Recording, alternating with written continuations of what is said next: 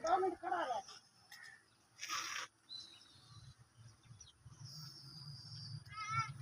वालेकुम। शुगर दी मरीज़ हाँ, बीमार हाँ। एक्सीडेंट होया सी मेरा, डॉक्टरां ने बांह ला दित्ती सी। बांह तो मजदूर हाँ ते इन्ने बंदे नाल शादी कीती गई है।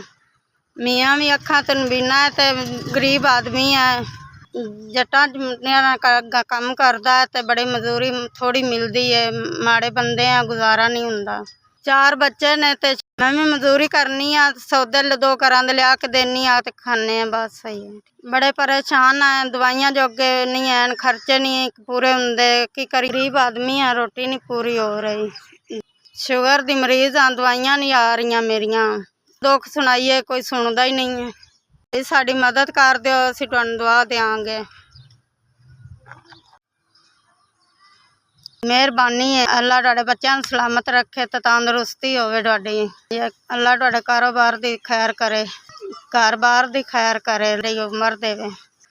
अल्लाह तुहानूं हज करावे, उमरा करावे, तंदुरुस्ती देवे, तुहाडे बच्चों नूं सलामत रखे। अल्लाह तुहानूं कारोबार बरकत पावे। अल्लाह तुहानूं झोलियां भर भर के रिजक देवे। अल्लाह मेरी मुथाज दी मदद कीती जे ते अल्लाह मियाँ तुहानूं बहुता देवे। अल्लाह मियाँ तुहानूं खुश रखे, आबाद रखे, मदद कर देती है।